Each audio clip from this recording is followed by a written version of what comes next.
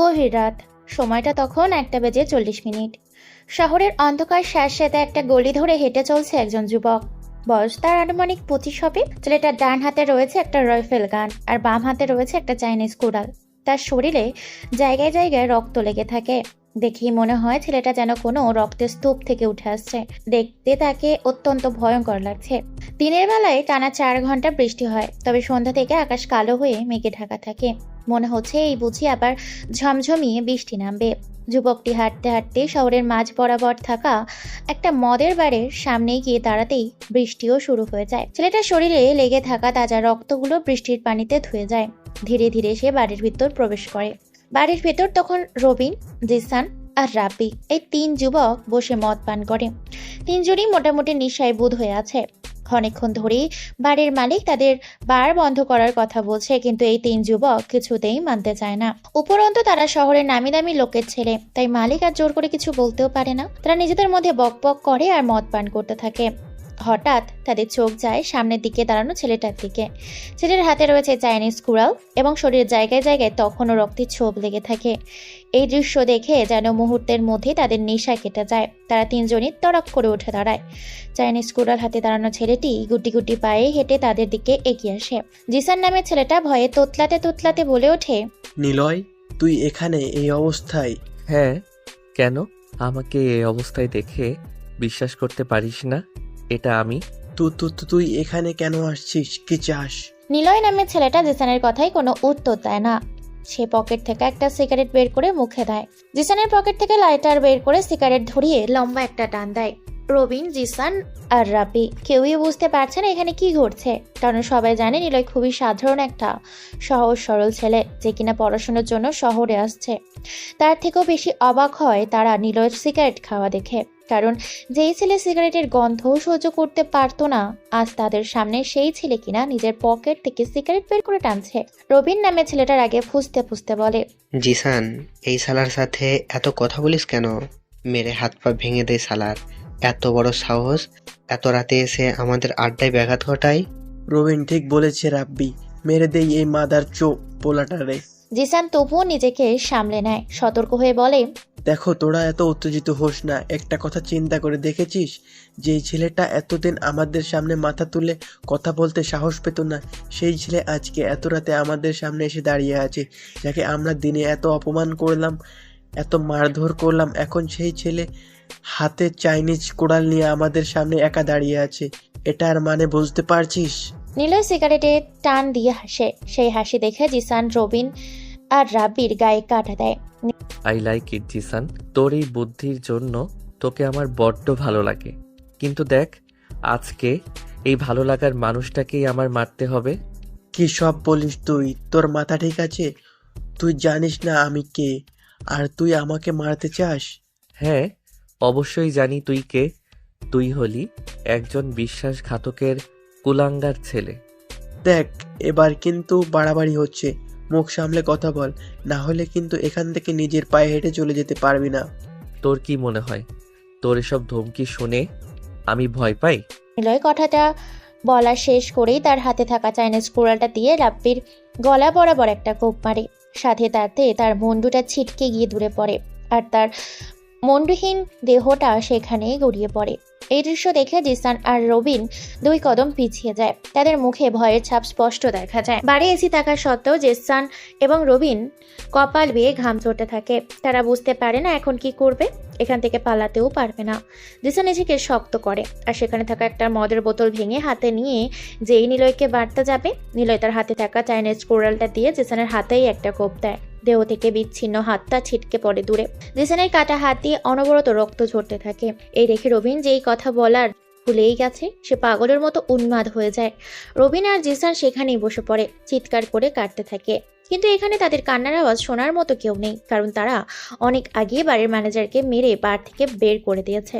জিসান যন্ত্রণায় কাতরাতে কাতরাতে বলে, আমরা আপনার কি ক্ষতি করেছি ভাই? আমাকে এভাবে মারছেন কেন? বাহ, দারুণ তো। এত তাড়াতাড়ি তুই থেকে আপনিতে আসলি। তবে কেন জানি তোর আপনি বলাটা আমার ভালো লাগে না। তুই বলাটাই বেটার ছিল। প্লিজ ভাই, আমাকে মারবেন না। আমি তো কোনো ক্ষতি করিনি আপনার। নিলয় তার সিগারেট শেষ করে পায়ের নিচে ফেলে দেয়। নষ্ট জগতের শ্রেষ্ঠ আমি, আমাকে বিধান শেখাতে আসিস না। আমি ভালো করেই জানি তোদের মতো জানোয়ারের ন্যাকা কান্নার কারণ। এখন মাইনকার চিপায় পড়েছিস বলেই ন্যাকা কান্না। আমি মস্তিষ্ক মেরামতে রাখছিলাম, কিন্তু তোরা আমাকে ভালো হতে দিলি না। সেই ঘুরিয়ে ফিরিয়ে তোরা আমাকে আগের রূপে ঠিকই নিয়ে আসলি। আর রইল, তোরা আমার কি ক্ষতি করেছিস সেটা সময় হলেই জানতে পারবি। জিসান যেন নিলয়ের কথায় তৎপর্য কিছুই বুঝতে পারছে না, সে শুধু কান্না করে যায়। নিলয় আর সময় নষ্ট করে না, হাত থাকা চাইনিজ কোরালটা দিয়ে দুজনকে মেরে টুকরো টুকরো করে ফেলে। তার রাগের শেষ হয় না, তাই বারবার তাদের লাশের ওপর আঘাত করতে থাকে। একটা সময় ক্লান্ত হয়ে সেখানেই বসে পড়ে। পরের দিন সকালে ঘড়িতে সময় 10টা ছুঁই ছুঁই। হায়দ্রাবাদের একটা ছোট গলি ধরে হেঁটে চলেছে একটা ছেলে। ছেলেটার কাঁধে একটা কম দামি ব্যাগ। ছেলেটার পোশাক আশাকও তেমন ভালো না, দেখে মনে হয় কোনো ফুটপাত থেকে কোনো জামা পরে আছে। চোখে একটা পাওয়ারি চশমা। রোদে ছেলেটার শরীর ঘেমে একাকার। এক হাত দিয়ে ছেলেটা কাঁধে থাকা ব্যাগটা ধরে আছে, আর অন্য হাত দিয়ে কপালের ঘাম মুছতে মুছতে সেখান থেকে দামি একটা কলেজের গেটের সামনে এসে দাঁড়িয়ে যায়। গেটে থাকা দারোয়ান ছেলেটাকে দেখে উঠে দাঁড়ায়। ছেলেটার কলেজের ভেতর যেই প্রবেশ করতে যাবে, দারোয়ান গিয়ে তার সামনে দাঁড়ায়। এই ছেলে, কোথায় যাও? কেন? ভেতরে যাই। ভিতরে যাই মানে? এখানে কোনো ভিক্ষুকদের প্রবেশ করা নিষেধ আছে, তুমি ভেতরে যেতে পারবে না। চাচা, আমি আসলে... ছেলে কিছু বলতে যাবে, তখনই দারোয়ান রেগে যায় আর ধমকের সুরে বলে, চাচা, এই শোনা, আমি তোর কোন জন্মের চাচা লাগি? হ্যাঁ, তুই আমাকে চাচা বলিস? দারোয়ানের রাগান্বিত মুখটা দেখে ছেলেটা একটা মুচকি হাসি দেয়। দারোয়ানের তো আর রেগে ফেটে যায়। দারোয়ান রেগে যে ছেলেটাকে থাপ্পড় মারতে যাবে, তখনই ছেলেটা দারোয়ানের হাত ধরে ফেলে আর বলে, আপনি আমার বাবার বয়সী, তাই কিছু বললাম না। না হলে আপনি শুরু থেকে আমার সাথে যেই ব্যবহার করছেন, এতক্ষণে আপনার... থাক, বাকিটা বললাম না। বুদ্ধিমান হলে বুঝে নেবে। আর কাকে কি বলছি? বুদ্ধিমান হলে তো এখানে রোদে পুড়ে দারোয়ানের চাকরি করতেন না। আর হ্যাঁ, বাঘ যখন বিশ্রাম করে, তখন একটা বিলাইও বাঘকে লাথি মারতে ভয় পায়। লাথি মারা তো দূরের কথা, 100 হাত ফাঁক দিয়ে যেতেও ভয় পায়। কথাটা মাথায় রাখবে। আর হ্যাঁ, সাবধানে থাকবে, কারণ কোনোভাবে যদি সে বুঝতে পারে আপনি কোনো খারাপ কাজের সাথে জড়িত আছেন, তাহলে আপনাকে আর কেউ খুঁজে পাবে না। এই দারোয়ান রূপে ভালো থাকবেন। আসি। দারোয়ান ছেলেটার দিকে এক দৃষ্টিতে তাকিয়ে থাকে, আর ছেলেটা শেষের কথাটা কোনো কিছুই যেন বুঝতে পারে না, তবে কথাটা ভীষণ ভাবায় দারোয়ানকে। ছেলেটা আর দেরি করে না, গেট পেরিয়ে কলেজের ভেতর প্রবেশ করে। দারোয়ান সেখানে থাকা চেয়ারে বসে পড়ে আর ছেলেটার বলে যাওয়া কথাটা নিয়ে ভাবতে থাকে। ঢাকার বিখ্যাত কলেজ ক্যাম্পাসের ভেতর গুটি গুটি পায়ে হেঁটে চলে নিলয়। ছেলেটার একটা হাত পকেটেও গুজে রাখা, আর অন্য হাত কাঁধে থাকা ব্যাগটা ধরে আছে। মাথাটা নিচু করে হেঁটে চলেছে সে। ক্যাম্পাসে বসে থাকা ছেলে মেয়েগুলো নতুন আসা ছেলেটার দিকে তাকিয়ে থাকে। এত দেরি করে কেউ কলেজে আসে? তার উপর আবার পোশাক আশাকের ঠিক ঠিকানা নেই। ছেলেটা অবশ্য নতুন বললে ভুল হবে, কারণ ছেলেটা এর আগেও একবার এসেছে এই কলেজে, কিন্তু তখন এত শিক্ষার্থী ছিল না কলেজে। তবে অন্য দিনের তুলনায় আজকে শিক্ষার্থী অনেক বেশি। নিলয়ের কোনো দিকে কোনো ভ্রুক্ষেপ নেই, সে নিজের মতো করে হেঁটে চলেছে। হাঁটতে হাঁটতে ক্লাসরুমের সামনে এসে দাঁড়ায়। স্যার ক্লাস করাচ্ছেন। নিলয় ক্লাসে প্রবেশ করতে যাবে, তখনই স্যার বলেন, এই ছেলে, নাম কি তোমার? অনুমতি না নিয়ে ক্লাসে প্রবেশ করছো যে? ক্লাসে স্যার আছে, এটা চোখে দেখো না? সরি স্যার, আমি নিলয়। এত দেরি করে আসো কেন কলেজে? আসলে স্যার, গেটে দারোয়ান আসতে দিচ্ছিল না, তাই সেখানে দেরি হয়েছে। আসতে দেনি? আসলে কেন? যা তা। আর পোশাক আশাক থেকে কেমন দুর্গন্ধ আসছে, দূরে যাও একটু। তুমি আমার ক্লাসে প্রবেশ করতে পারবে না। স্যার, মানুষের পোশাক দেখে মানুষটাকে চিহ্নিত করে না। এমনও হতে পারে মানুষ পোশাকে যেমন দেখায়, মানুষ আসলে তেমন না। তুমি তো খুব বেয়াদ্দপ একটা ছেলে, আবার মুখে মুখে কথা বলো। মুখে মুখে কথা বলি না স্যার, আপনার কথার প্রতি উত্তরে কাউন্টার দেই। মানে? কিছু না স্যার। নিলয় আর কিছু বলে না, মুচকে এসে সেখান থেকে চলে আসে। কলেজে থাকা সকল ছাত্রছাত্রী এতক্ষণ সেখানে হয়ে যাওয়া ঘটনাগুলো দেখছিল, আর তারা প্রথম দিন থেকে এই নতুন আসা নিলয়ের ছেলেটার আচরণ সবার কাছে কেমন অদ্ভুত লাগে। কারোর সাথে তেমন মেশে না, কথা একদম কম বলে, আবার সারাক্ষণ বই নিয়ে পড়ে থাকে। এরকম যুগে এসে এরকম একজনকে দেখা সত্যিই অবাকের বিষয়। ছেলেটাকে দেখতে যতটা সাধারণ লাগে সে আসলে ততটা সাধারণ না।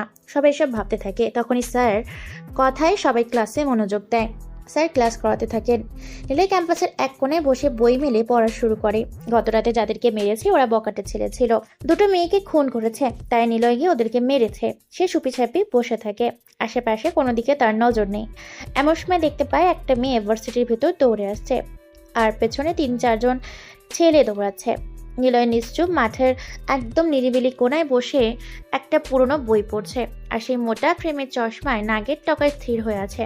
এলোমেলো চুল আর ময়লা জামা কাপড় দেখে নিতান্তই নিরীহ আর উদাসীন মনে হচ্ছে।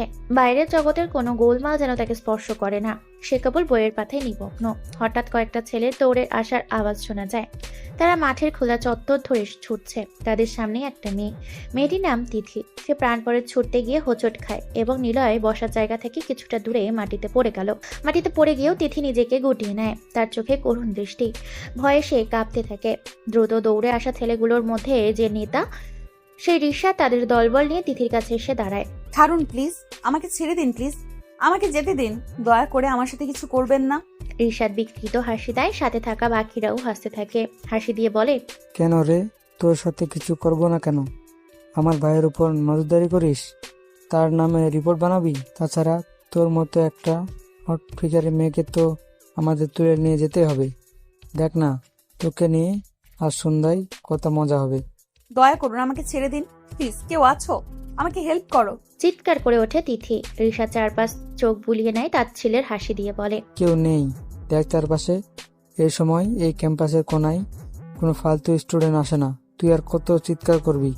তোর চিৎকার শোনার মতো এই ভার্সিটির কারো সাহস নেই। রিশাদের কথায় তিথি চারপাশে তাকায়। সত্যি কেউ নেই। পরিবেশটা শুনশান। তবে একটা ছেলে দূর থেকে বসে সব দেখছে। ছেলেটা নিলয়। সে ধীরে ধীরে তার বইটা ব্যাগে রাখে। তারপর উঠে দাঁড়িয়ে অত্যন্ত ধীর পায়ে ছেলেগুলোর দিকে এগিয়ে আসে। ততক্ষণে রিশাদ আর তার ছেলেরা তিথির ওপর ঝাঁপিয়ে পড়ে। তিথির কোনো কথায় তারা কানে তোলে না। তিথি আবার আর্তনাদ করে ওঠে, প্লিজ আমার কোনো ক্ষতি করবেন না প্লিজ। আমি তো আপনাদের সাথে কিছু করিনি। কেন আমার সাথে এমন করছো? কেন? আপনি তো একটা খারাপ লোক। রিশাদের মুখে হাসিটা আরো কুৎসিত হয়। সে তিথির কোমরে হাত রেখে বলে, কর মা, বেশি কথা বললে সবার সামনে তোকে ভোগ করব, তখন বুঝবি কেমন লাগে। এই জিনিস তো অনেকদিন ধরে প্ল্যান করছিলাম, আজ তোর কপালে খারাপ আছে।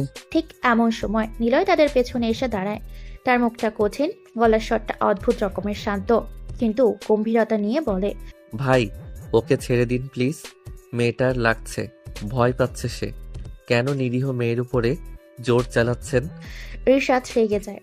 সবাই ঘুরে তাকায়। রিশাদের মেজাজ চরম খারাপ হয়ে যায়। কাজের সময় বাধা সে পছন্দ করে না। এই, তুই কে রে? কোথা থেকে আসলি? যা ভাগ শালা। বিরক্ত হয়ে বলে রিশাদ। নিলয় তার চশমাটা একটু ঠিক করে নিয়ে বলে, ভাই, আমি এই ভার্সিটির নতুন স্টুডেন্ট। আজই প্রথম ক্লাস করতে আসছি। রিশাদ ভ্রু কুঁচকে বুক ফুলিয়ে দাঁড়ায়। মেজাজ আরো খারাপ হয়। সে বলে, তুই আমাকে চিনিস? না তো ভাই, আমি তো নতুন আসছি, তাই চিনতে পারছি না। তুই এই শহরের রবিনকে চিনিস? নিলয় এবার একটু নড়ে চড়ে দাঁড়ায়। সে ভাবতে দেয় এমন যে সে ভয় পেয়েছে। সে একটা বড় ঢোক গিলে বলে, জি ভাই, উনি তো আন্ডারওয়ার্ল্ড মাফিয়া এফবিও তিনি। নাম শুনলেই সবাই চুপ হয়ে যায়। আমি তার ছোট ভাই, আমি রিশাদ। এবার বুঝলি তো? এখন যা এখান থেকে। নিলয়ের মুখের ভাব একটুখানিও পাল্টায় না। সেবার মুচকি এসে বলে, ভাই, আপনি যেই হন না কেন, একটা মেয়ের ইজ্জত নিচ্ছেন কেন? মেয়েটা তো খুব ভয় পাচ্ছে, দেখেন না কেমন কাঁপছে। তাকে ছেড়ে দিন। এভাবে নরম মানুষের উপরে জুলুম করা ছেড়ে দিন। দেখ, আমি কি করব না করব সেটা তোকে বলবো কেন? তুই কে, হ্যাঁ? যা এখান থেকে, নইলে তোকে পিটিয়ে ভর্তা বানিয়ে দেব। আমি কে? সবাই সিংহের গর্জন শুনতে পারে, কিন্তু সিংহকে চেনা যায় তার হাঁটার শব্দে। আমি চিৎকার করি না, চুপচাপ এসে যে খেলা শেষ করি সেটা দেখেই লোকজন ভয় পায়। জঙ্গলে নিয়ম একটাই, যে চোখ নামায় সে শিকার, আর যে আমার সামনে চোখ তোলে সে শেষবার তোলে। আমি হিংস্র নই, আমি শুধু স্মরণ করিয়ে দেই জঙ্গলের রাজার ধৈর্য যতটা গভীর, তার প্রতিশোধ ততটাই নীরব। মনে রাখবেন, সিংহের সাথে লড়াই হয় না, শুধু সময় পাওয়া যায় সেইটুকুই বাঁচার জন্য যথেষ্ট। নিলয়ের এমন কথা শুনে সবাই চমকে ওঠে। ঋষাদ নিজেকে সামলে নেয়। নিলয় তখনও সেখানে দাঁড়িয়ে থাকে, তার চোখের করুণ মিনতি। ঋষাদ আর তার ছেলেরা তিথির ওপর ঝাঁপিয়ে পড়ার চেষ্টা করে। নিলয় তখনই মরিয়া হয়ে ঋষাদের কাছে হাত জোর করে বলে, প্লিজ ভাই, ওকে ছেড়ে দিন। আমি আপনার কাছে অনুরোধ করছি, মেয়েটার সাথে কেন ঝামেলা করছেন? তুই একটু আগে কি যেন বললি? কিছু না ভাই। ঋষাদ তার কোনো কথাই শোনে না।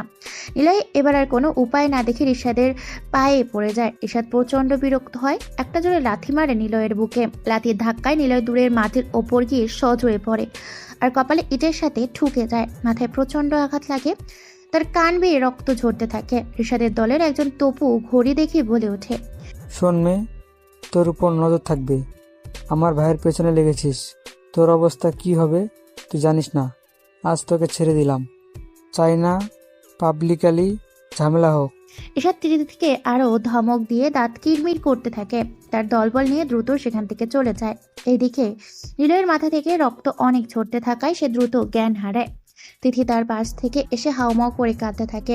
ক্যাম্পাসের অন্য পাশ থেকে কিছু লোক ঘটনা টের পেয়ে দৌড়ে আসে এবং তিথিকে সান্ত্বনা দেয়। তিথি আর কয়েকজন মিলে দ্রুত নিলয়কে হসপিটালে নিয়ে যায়। তিথি ইউনিভার্সিটির সবচেয়ে সুন্দরী মেয়ে, বড়লোক বাবার একমাত্র মেয়ে। কোনো কিছুরই অভাব নেই তার। বাবা বিদেশে থাকে, তার কোনো ভাই বোন নেই, সে একাই। পড়ালেখাও ভালো স্টুডেন্ট। শখের বসে ক্রাইম রিপোর্টার হয়েছে পার্ট টাইমার হিসাবে। আর ঋষাদ এই শহরের সবচেয়ে বড় মাস্তান রবিনের ছোট ভাই। রবিন যার নাম শুনলে সবাই কাঁপে এবং মানুষকে অনেক অত্যাচার করে। ঋষাদের নজরে তিথি পড়েছে, তাই আজকে তাকে ব্যবহার করতে চেয়েছিল। নিলয়ের বাবা নেই, মা মানুষের বাসায় কাজ করে তাকে পড়াশোনা করাচ্ছে। নিলয়ের মতো ভীতু কোনো ছেলে নেই, সে কোনো ঝগড়া পছন্দ করে না, কিন্তু মেয়েদেরকে সম্মান করে। তার চুলগুলো সবসময় এলোমেলো থাকে আর একটা মোটা চশমা পরে। রাস্তা দিয়ে হাঁটলে মনে হয় কোনো পাগল হাঁটছে। সবসময় ছেঁড়া জামা কাপড় আর জুতাও ছেঁড়া থাকে। সবসময় পড়া খোর ব্যস্ত থাকে। নিলয়কে দ্রুত হাসপাতালে অপারেশন রুমে নিয়ে যাওয়া হয়। কিছুক্ষণ পর ডাক্তার বের হয়ে আসে, তার মুখটা মলিন। তিথি অস্থির হয়ে বলে, ডাক্তার সাহেব, কি খবর ওনার? কোনো সমস্যা কি? দেখেন, ওনার আঘাতটা মাথায় লেগেছে, তাই এখনো কিছু বলা যাচ্ছে না। তবে অনেক রক্ত যাওয়ায় সে এখন প্রায় রক্তশূন্যের মতো। 20 মিনিটের মধ্যে তাকে রক্ত দিতে না পারলে তাকে বাঁচানো সম্ভব হবে না। ওনার রক্তের গ্রুপ কি? ও পজিটিভ। তিথি এক মুহূর্ত দেরি করে না, সে দ্রুত বলে, ডাক্তার, রক্ত আমি দিব। আমার রক্ত ও পজিটিভ, আমাকে নিন। তাহলে চলুন আমার সাথে, সময় নেই। ডাক্তার আর নার্সরা দ্রুত তিথিকে নিয়ে যায় এবং তার থেকে রক্ত নিয়ে নিলয়কে দেয়। কিছুক্ষণ পর একজন গরিব মহিলা চিৎকার করতে করতে হাসপাতালে ঢোকে। তার পরনে ছেঁড়া একটা কাপড়, হাতে পায়ের অবস্থা দেখে বোঝা যায় হয়তো তিনি রাস্তার ফকির। কাঁদতে কাঁদতে তিনি বলেন, বাবা নিলয়, কোথায় তুই? আমার ছেলে কোথায়? নিলয়, আপনার কি হয়? আপনি কেন এভাবে কাঁদছেন? নিলয় আমার কলিজার টুকরো ছেলে। ও আচ্ছা, নিলয়ের এখনো জ্ঞান ফেরেনি, আপনি চিন্তা করবেন না। কি হয়েছে আমার ছেলের? হ্যাঁ, ওকে কারা মেরেছে? তিথি আসল ঘটনা চেপে যাওয়ার চেষ্টা করে। সে জানে এই সরল মহিলা মাস্তানদের সাথে পারবেন না। আসলে কলার খোসার সাথে পা পিছলে পড়ে গেছে, মাথায় খুব লেগেছে। এখন কি অবস্থা? আমার ছেলে কি ভালো আছে? জি ভালো, ডাক্তাররা দেখছেন, একটু পরেই হয়তো জ্ঞান ফিরে আসবে। কিছুক্ষণ পর ডক্টর আবার অপারেশন রুম থেকে বের হন। ডাক্তার, কি খবর? এখন কেমন আছে নিলয়? আলহামদুলিল্লাহ, অপারেশন শেষ, সফল হয়েছে। তবে রোগীর রক্ত দেওয়া লাগে। এখন কাউন্টারে গিয়ে টাকা জমা করে দিন। কত টাকা হয়েছে? আমার কাছে তো টাকা নেই। 20,000 টাকা। নিলয়ের মা প্রায় জ্ঞান হারানোর উপক্রম। 20,000 টাকা কোথায় পাবো? আমি তো মানুষের বাসায় কাজ করি। তিনি ফুপিয়ে কাঁদতে থাকেন। তিথি দ্রুত এগিয়ে এসে ব্যাগ থেকে টাকা বের করে। আমি দিয়ে দেই, আপনি চিন্তা করবেন না, আমি টাকাটা দিচ্ছি। নিলয়ের মা তিথির হাত ধরে বলে, মেম সাহেব, আপনার কাছে আমি ঋণী হয়ে গেলাম। আপনি আমার ছেলের জীবন বাঁচিয়েছেন। আরে ঋণী নয়, পরে দিয়ে দেবেন, এখন চিন্তা করবেন না, আপনার ছেলে সুস্থ হয়ে যাবে। ওকে মেম সাহেব, আল্লাহ আপনার ভালো করবে। তিথি গিয়ে বিল জমা করে দেয়। কিছুক্ষণ পর নিলয়ের জ্ঞান ফিরে। সবাই তখন তার রুমে চলে যায়। চোখ খোলার সঙ্গে সঙ্গে সে দেখে তার পাশে মা ফাহিমা আর সে অচেনা মেয়েটি দাঁড়িয়ে আছে। নিলয় একটু নড়েচড়ে ওঠার চেষ্টা করে। নিলয়ের মা ফাহিমা উদ্বিগ্ন স্বরে বলেন, বাবা, কি খবর তো? এখন কেমন লাগছে? ভালো আম্মু, তুমি এখানে? তোর কথা শুনেই তো চলে আসি, চিন্তা হচ্ছিল খুব। কিভাবে এলে? আচ্ছা আম্মু, চলো আমরা চলে যাই, এখানে আর থাকা লাগবে না। একজন নার্স তাদের কথায় এগিয়ে আসে এবং বলে, আপনি তো এখনো পুরোপুরি সুস্থ হননি, এখনই গেলে সমস্যা হবে। ডাক্তার সাহেব তো বললেন আরো 2 দিন অবজারভেশনে থাকা ভালো। না ম্যাম, আপনারা যতটুকু করেছেন সেটাই বেশি হয়েছে। এখন থাকলে আমার বিল শুধু বাড়তে থাকবে। আমরা গরিব মানুষ, এত খরচ বহন করতে পারবো না। কথা বলার সময় নিলয়ের নজর পড়ে তিথির ওপর। আরে আপনি এখানে, আপনাকে অনেক ধন্যবাদ। আপনাকে নিয়ে এসেছি আমরা। আপনার তো অনেক রক্ত ঝরে। ওই লোকগুলো আপনার কোনো ক্ষতি করেছে? আপনাকে কিছু বলেনি তো? না, ওরা আপনার জন্য চলে যায়। আপনি বাঁচিয়েছেন আমাকে। যাক, ভালো হয়েছে, সেটাই বড় কথা। আপনাকে ধন্যবাদ দিয়ে ছোট করব না, আপনি সত্যিই একজন ভালো মানুষ। ঠিক একসময় ডাক্তার রুমে আসেন। আরে মিস্টার নিলয়, কেমন লাগছে এখন? ব্যথা কমেছে? জি স্যার, কিছুটা ভালো লাগছে। আরে আজকে যদি এই মেয়ে তোমাকে রক্ত না দিত তাহলে বাঁচানো যেত না, অনেক সময় নষ্ট হয়ে গিয়েছিল। মানে আপনি আমাকে রক্ত দেন?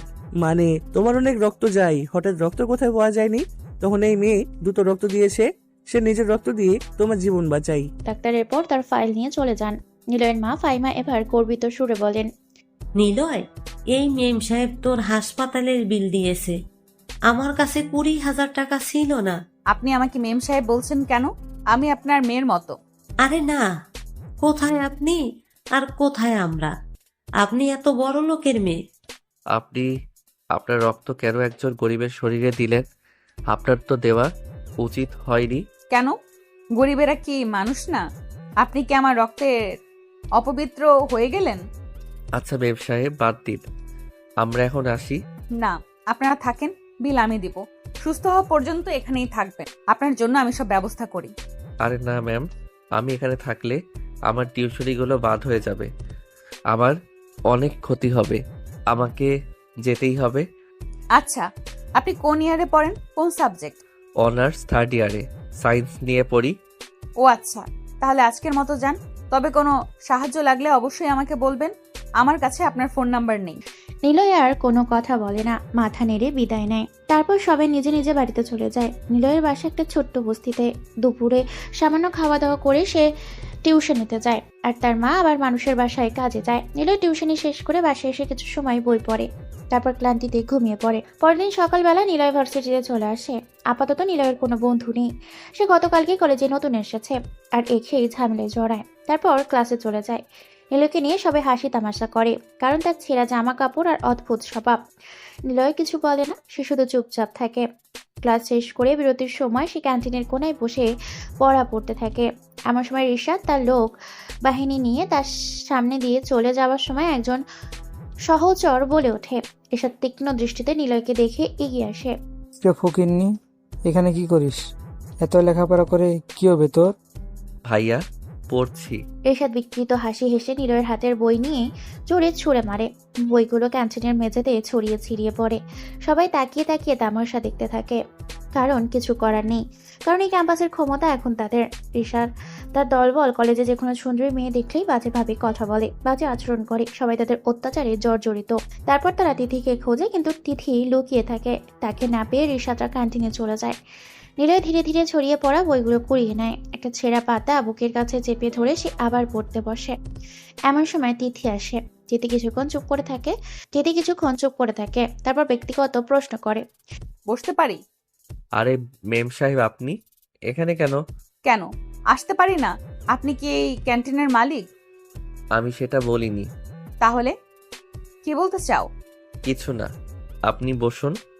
একটা কথা বলবো, কিছু মনে করবেন না তো? জি বলুন। আচ্ছা, তুমি ওদেরকে কিছু বলো না কেন? ওরা তো তোমাকে খুব অত্যাচার করে। ওরা ওদের মতো থাকে, আমি আমার মতো থাকি। আমাকে পড়ালেখা করতে হবে, তাই এসব দিয়ে মাথা ঘামাই না। আচ্ছা, তোমার বাবা কি করে? এই প্রশ্নটা নিলয়কে আঘাত করে। তার চোখ ছলছল করে ওঠে। বাবা নেই, মারা গেছেন। ও সরি, আমি জানতাম না।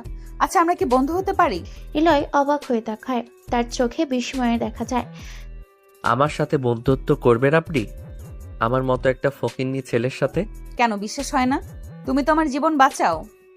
আসলে সবাই আপনাকে পাগল ভাববে আমার সাথে কথা বললে। দেখেন না সবাই কেমন হাসে আমাকে দেখে। তাতে আমার কি? কে কি ভাববে তাতে আমার কিছু যায় আসে না। এখন বন্ধু হবে কি না সেটা বলো। ওকে। আচ্ছা, আজ থেকে আমরা ফ্রেন্ড। জি মেম সাহেব। আমাকে তুমি করে বলবে, মেম সাহেব না, ওকে? কেন মেম সাহেব বললে সমস্যা কি? আপনি তো ধনী, আমি গরিব। অনেক সমস্যা। তুমি আমাকে তুমি করে বলবে, এটাই বন্ধুর নিয়ম, ঠিক আছে? জি ঠিক আছে। আচ্ছা, তোমার মোবাইল নাম্বারটা দাও তো, আমার কাছে তোমার কোনো কন্ট্যাক্ট নেই। আসলে আমি মোবাইল ব্যবহার করি না। কেন, মোবাইল নেই নাকি ইচ্ছে করে ব্যবহার করো না? মোবাইল নেই তাই ব্যবহার করি না। কেনার টাকা কোথায়? আচ্ছা চলো, তোমাকে একটা মোবাইল কিনে দেই। এখনকার দিনে মোবাইল ছাড়া চলে না। লাগবে না, আমার দরকার হয় না। এত কথা বলো কেন? আসতে বলছি চলো, তোমার পড়াশোনার জন্য এটা দরকার হবে, কোনো চিন্তা করবে না। ওকে চলুন। তারপর তারা শপিং মলে চলে যায়। নিলয়ের জন্য তিথি একটা নতুন মোবাইল ফোন আর একটা সিম কিনে দেয়। মোবাইল কেনার পর নিলয়ের বাসায় চলে যায় আর তিথিও তার বাড়িতে যায়। নিলয়ের হাতে মোবাইল দেখে তার মা জিজ্ঞেস করে, কি রে বাবা, তোর হাতে এটা কার মোবাইল? এত দামি জিনিস? তিথি কিনে দিয়েছে, নতুন বন্ধু। তিথিকে বাবা? আমাকে যে রক্ত দিয়েছে সেই মেয়ের মা, সেই বন্ধু হতে চাই। ও, সে ভালো মেয়ে, তুই তার সঙ্গে থাকিস। তারপর নিলয় রুমে চলে যায়। রাতে খাবার খেয়ে সে মোবাইলে তিথির একটা মেসেজ দেয়। তিথি তাকে সাবধান থাকতে বলে। তারপর নিলয় ঘুমিয়ে পড়ে।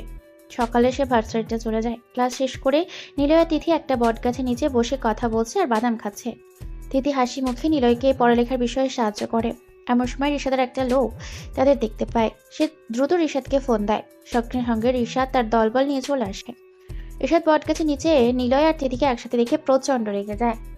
এই ফকিন্নি, তোর এত বড় সাহস! আমার চোখ যার উপর পড়ে তুই তার কাছে ভিড়িস, তোর জীবনটা অসহ্য করে দেব।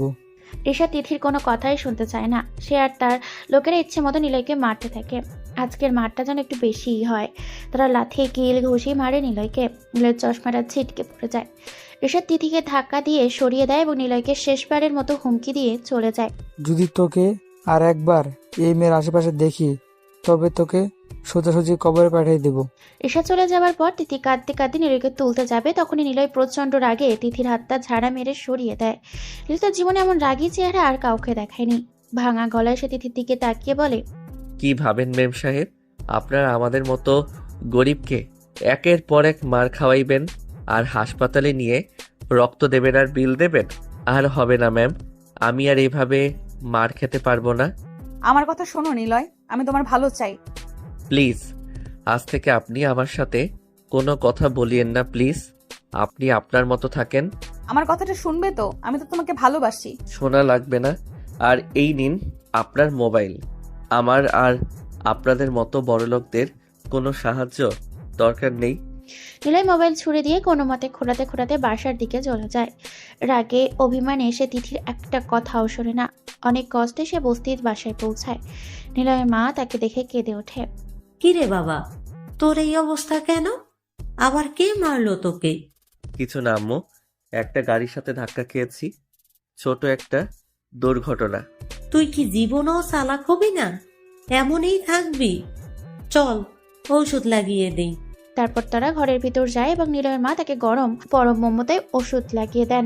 রবিন বসে আছে অন্ধকার ঘরে। দেওয়ালে টিভি স্ক্রিনে একটা ছবি দেখা যাচ্ছে। ছবিটি নিলয়ের, তবে চুলগুলি বিরাট বড়, মুখে দাঁড়িয়ে। সে নিজেই নিলয়কে মারার জন্য 3জন লোক পাঠিয়েছিল। শুনেছে তারা নিলয়কে মেরে ফেলেছে। নিলয়ের ছবির দিকে তাকিয়ে রিপন জোরে হেসে ওঠে। এই সময় তার অ্যাসিস্ট্যান্ট সৈকত কল দেয়। হ্যালো স্যার, বান্দরবন এরিয়া দিয়ে আমাদের লোকেরা মাল নিয়ে ঢুকবে, আপনি সব বুঝে নেবেন। এমনিতেই কোনো ভয় নেই, পুলিশ আটকাবে না। আর মাফিয়া নিলয় তো বেঁচে নেই, তাই চিন্তা নেই। রবিন হাসতে হাসতে সিগারেট চালায়। এদিকে নিলয়ের মা ফাইমা ছেলের শরীরে ওষুধ লাগিয়ে দেওয়ার পর তাকে বলে, তুই শুয়ে থাক বাবা, তোর তো জ্বর আসছে। আমি কাজ থেকে ঘুরে আসি, বেশি দেরি করব না। ওকে যাও, তুমি সাবধানে যেও। তারপর নিলয়ের মা কাজে চলে যায়। এমন সময় নিলয় তার খাটের নিচ থেকে একটা গোপন ব্যাগ বের করে। সেখানে তার ফোন রাখা। অন করতে একটা মেসেজ আসে। নিলয় ফোনটা হাতে নিয়ে মেসেজটা দেখতে থাকে। ভাই, রবিনের লোকেরা মাল নিয়ে ঢুকবে বান্দরবন জঙ্গল দিয়ে। মিশনের জন্য রেডি হয়ে যান, দ্রুত কাজ শুরু হবে। নিলয় মুচকি হাসে। সে তার ব্যাগে পিস্তল আর অস্ত্র দেখে খুশি হয়। অপরদিকে নিলয়ের মা যাদের বাসায় কাজ করে তারা অনেক টাকার মালিক। তারা প্রায় 7-8 বছর ধরে ফাহিমাকে তাদের বাসায় কাজ করান। তারা ফাহিমাকে তাদের পরিবারের একজন সদস্য হিসাবেই দেখে। তারা ফাহিমাকে অনেকবার বলেছে নিলয়কে তাদের নিয়ে বাসায় চলে আসতে, কিন্তু ফাহিমা আসেনি। ফাহিমা এই বাড়িতে কাজ করেন। তাদের একটি মেয়ে আছে, দিশা নাম। দিশা দেখতে অনেক সুন্দর। সে একমাত্র মেয়ে এবং সবার খুব আদরের। দিশা নিলয়ের মাকে ছোট আম্মু বলেই ডাকে। ফাহিমা কাজ করছে ঠিকই, কিন্তু কাজ তার একটুও মন নেই। তার মন পড়ে আছে ছেলের কাছে। বারবার মার খাওয়ার দৃশ্যটা তার পীড়া দিচ্ছে। এমন সময় বাড়িওয়ালার মেয়ে দিশা এসে দাঁড়ায়। ছোট আম্মু, তোমার কি হয়েছে? তোমাকে এত চিন্তিত মনে হচ্ছে কেন? কিছু হয়নি রে মা, এমনিতেই একটু শরীরটা ভালো লাগছে না। মিথ্যা বলো কেন? তোমার চোখে জল দেখি। তুমি খুব চিন্তিত আছো, সেটা বোঝা যায়। দিশা আন্তরিক কথাই ফাহিমা আর নিজেকে ধরে রাখতে পারে না। তিনি দিশাকে জড়িয়ে ধরে কেঁদে দেন। আরে আম্মু, কান্না করছো কেন? কি হয়েছে বলো তো? আমার একটাই ছেলে, ছোট থেকে খুব সরল সহজ, কারো সাথে মেশে না, কারো সাথে আড্ডা দেয় না, কোনো খারাপ কাজের সাথেও জড়িত হয় না। কিন্তু সে নতুন কলেজে ভর্তি হয়েছে, মাত্র 2-3 দিন কলেজে গিয়েছে, আর 2 দিনই মার খেয়ে এসেছে। আমি ওকে নিয়ে আর পারি না। কি বলো এইসব? কে মারছে তাকে? রে মা, কি যে করি এখন।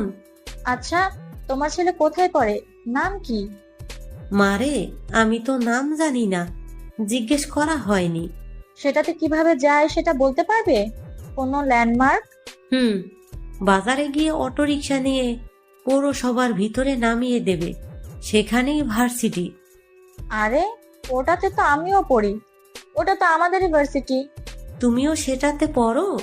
সত্যি বলছো? আচ্ছা আম্মু, তোমার ছেলের নাম কি? আমি হয়তো চিনতে পারি। নিলয়, ওর নাম নিলয়। আচ্ছা, তোমার ছেলে দেখতে কেমন? কোনো বিশেষ বৈশিষ্ট্য? আমার ছেলে সবার থেকে আলাদা, একদম সহজ সরল, সব সময় বই পড়ে, চোখে একটা মোটা চশমা থাকে, আর একটু সেরা জামা কাপড় পরে। দেশে কিছুক্ষণ যেন কি ভাবে, তারপর ফাহিমাকে বুকে জড়িয়ে ধরে। আচ্ছা আম্মু, একটা কথা বলবো? তোমার চিন্তা দূর করি। বলো মা, তোমার কথা আমার ভালো লাগে। তোমার ছেলেকে আজ থেকে আমাদের বাড়িতে তুমি সহ নিয়ে আসবে। আমার সাথে তোমার ছেলে কলেজে যাবে আসবে, কেউ তাকে কিছু বলতে পারবে না। আমার বাবাকে আমি সব বলে দেব। ঠিক আছে মা। পরের দিন সকালবেলা নিলয় অসুস্থ শরীর নিয়ে ভার্সিটিতে চলে যায়। সেভাবে ক্লাস মিস করলে অনেক পড়া পিছিয়ে যাবে। ক্লাসের পরে এসে একটা বেঞ্চিতে বসে থাকে। নিলয় কলেজে যাওয়ার পর তিথি আসে। সে সরাসরি নিলয়ের কাছে এসে হাত জোর করে ক্ষমা চায়। প্লিজ নিলয়, আমাকে ক্ষমা করে দাও প্লিজ। আমার জন্য তোমাকে এত মার খেতে হয়। আমি খুব অপরাধী। আমি পারবো না, আমাকে একা থাকতে দাও। দেখো নিলয়, ওরা তোমাকে মেরেছে সেটা তো আমার দোষ না। আমি তো চাইনি। তোমার দোষ না, তা ঠিক আছে, কিন্তু তোমার সাথে থাকার কারণেই তো মেরেছে। তোমার মতো বড়লোক মেয়ের কাছে আসা আমার উচিত হয়নি। বিশ্বাস করো, আমি এটা কখনো চাইনি। কি করব আমি বলো তুমি? তোমার জীবন এভাবে নষ্ট হোক আমি তা চাই না। কিছুই করতে হবে না, শুধু আমার কাছ থেকে দূরে থাকো। তুমি যদি আমাকে ক্ষমা না করো তাহলে আমি ওই 10তলা ভবন থেকে লাফিয়ে পড়বো বলে দিলাম। এক্ষুনি যাব। কথাটা শুনে নিলয় ভয়ে থরথর করে কেঁপে ওঠে। তার চোখে স্পষ্ট ভয়। কি কি তুমি লাফিয়ে পড়বে মানে? এটাই আমার শেষ রাস্তা। এখন তুমি আমাকে ক্ষমা করবে কিনা বলো? না করলে? তুমি তো মজা করছো। না করলে আমি এক দৌড়ে গিয়ে ছাদে উঠবো আর লাফিয়ে মরবো। বিশ্বাস না হলে পরীক্ষা করো। তুমি মরলে আমার কি? তোমার মরার জন্য আমি কেন দায়ী হব? আমি মরার আগে একটা চিঠি লিখবো যে আমার মরার পেছনে নিলয় দায়ী। আমি আত্মহত্যা করছি কারণ নিলয় আমার মন ভেঙেছে। বললেই কি কেউ বিশ্বাস করবে? তুমি তো নাটক করছো। আমি লাফ দেওয়ার আগে পুলিশকে কল করব, সব বলবো। তারপর পুলিশ এসে তোমাকে ধরে নিয়ে যাবে এবং যাবজ্জীবন জেলে দিয়ে দেবে। তখন কি হবে? নিলয়ের মুখ ফ্যাকাশে হয়ে যায়। জেল আর পুলিশের ভয় তার খুবই বেশি। জেল মানে? আর পুলিশ আসবে কেন? দেখো, আমি এসব পছন্দ করি না। আমি ভয় পাই, আমি অসহায়। তাহলে রাজি হয়ে যাও, আমাকে ক্ষমা করো আর বন্ধু থাকো। আমি রাজি হয়েছে। এইবার তোমার কথায় রাজি হই? না, এখনো একটু কাজ বাকি আছে। আবার কি? আর কেন? তুমি আমার হাত ধরে হাঁটবে আর ফুচকা খেতে যাব, বন্ধুদের মতো। আমি পারবো না, আমাকে যেতে হবে। ছাদে কি উঠবো তাহলে, নাকি হাত ধরবে? আরে আমি তো মজা করেছি। নিলয় মনে মনে ভাবে এই কথায় কথায় পুলিশের ভয় দেখায়। মনে হয় আমি পুলিশকে ভয় পাই না। কিছু বললেন? আরে না, চলো ফুচকা খেতে যাই। তারপর নিলয় অনিচ্ছা সত্ত্বেও তিথির হাত ধরে হাঁটতে থাকে এবং তিথির সাথে কথা বলে। নিলয় তিথির হাত ধরে ক্যাম্পাসের মেইন গেটের দিকে হাঁটছে। এমন সময় দূর থেকে রিশাদ এবং তার লোকেরা তাদেরকে দেখতে পায়। রিশাদের চোখ লাগে লাল হয়ে যায়। রিশাদ সঙ্গে সঙ্গে তার বাহিনী নিয়ে নিলয়ের কাছে আসে। নিলয় তাদের দেখে ভয়ে তিথির হাত ছেড়ে দেয় এবং পিছনে সরে যায়। তোকে এতবার মেরেছি, তোর কোনো ভয় বলতে কিছুই নেই, আবার এই মেয়েটার সাথে ঘুরে বেড়াস? এ আমার সাথে কথা বলছে, তাতে আপনার কি? সেটা তোমাকে বলবো কেন ডার্লিং? তোমার সাথে আমার যা কথা সেটা পরে হবে। তো কাকে বলবেন? ওকে ছেড়ে দিন। সেটা এখন এই বিয়াদবকে বোঝাবো, ওর সাহসের ফল কি হয় সেটা এখনই দেখবে সবাই। তারপর রিশাদের লোকেরা নিলয়কে ইচ্ছে মতো মারতে শুরু করে। আর এর তীব্রতা এতটাই বেশি ছিল যে নিলয় মেঝেতে পড়ে যায়। কিছুক্ষণ পর নিলয়ের মা সহ্য করতে না পেরে হাত জোর করে কাঁদতে কাঁদতে বলে, প্লিজ ভাই, আমাকে ছেড়ে দিন। আপনি যা বলবেন আমি তাই করব। প্লিজ আমাকে বাঁচান। আমি যা বলবো তাই করবি, তাহলে দেখ। জি ভাইয়া, তবু আমাকে মারিয়েন না প্লিজ। তুই তোর পরনের সব কাপড় খুলে ফেলবি, জামা প্যান্ট গেঞ্জি সব খুলে ফেলবি, শুধু আন্ডার প্যান্ট পরে এখানে দাঁড়াবি, আর আন্ডার প্যান্ট পরে 20 বার কান ধরে উঠবস করবি, আর বলবি আমি আর জীবনেও তিথির আশেপাশে আসবো না, আমি একটা ফকিন্নি। প্লিজ ওকে ছেড়ে দিন প্লিজ, এই কাজ ওকে করতে বলবেন না। ভাইয়া আমাকে ক্ষমা করে দিন প্লিজ, এইসব করতে বলিয়েন না প্লিজ, আমি পারবো না। তিথি রিশাদের কাছে হাঁটু গেড়ে বসে বলে, ওকে ছেড়ে দিন প্লিজ, আমি সব শর্ত মানতে রাজি আছি। ছেড়ে দেব একটা শর্তে, যদি তুমি রাজি থাকো। আমি রাজি, সব শর্ত মানতে রাজি। তুমি আমার সাথে রুম ডেট করবে 1 রাত, তাহলে ওকে ছেড়ে দেব। কি? আপনি কি বলছেন? আমি জানি তুমি পারবে না, তাই ওকে করতে হবে, নইলে আজ ওর মৃত্যু নিশ্চিত। কলেজের সবাই দাঁড়িয়ে দাঁড়িয়ে এই তামাশা দেখতে থাকে। কেউ কিছু বলতে পারছে না ভয়ে। তিথি ভাবতে থাকে আমার জন্য নিলয় কেন শাস্তি পাবে। সে দ্বিধায় ভোগে, কিন্তু তার আগে নিলয় নিজে রাজি হয়ে যায়। আর সে মার খেতে চায় না, সে বাঁচতে চায়। অপমান হয়েও সে রাজি। ঠিক আছে, আমি করছি, আমাকে আর মারিয়েন না, আর তিথিকে কিছু করবেন না। তারপর নিলয় আর দেরি করে না, সে তার পরনের সব কাপড় খুলে ফেলে। শুধুমাত্র আন্ডার প্যান্ট পরে সে রিশাদের কথার মতো কান ধরে ওঠা বসা চিৎকার করে বলতে থাকে, আমি আর জীবনেও তিথির আশেপাশে আসবো না, আমি একটা ফকিন্নি। সবাই তাকিয়ে থাকে, কেউ কিছু বলতে পারছে না। নিলয়ের মুখটা ছিল অপমানে, কষ্টে আর রাগে কুঁচকানো।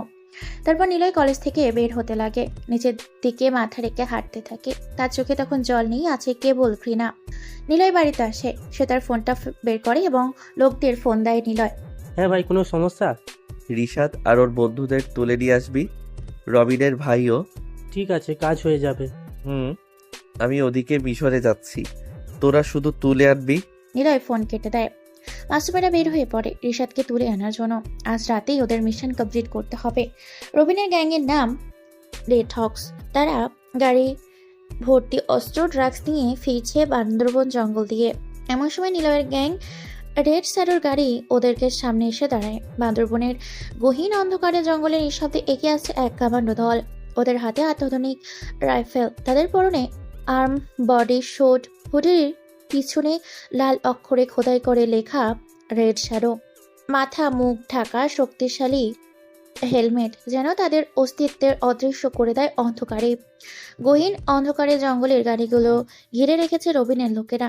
এত রাতে কারা আসলো এখানে? গাছের পাতা ফুরে ফুরে লাফাচ্ছে তাদের পায়ের আওয়াজে।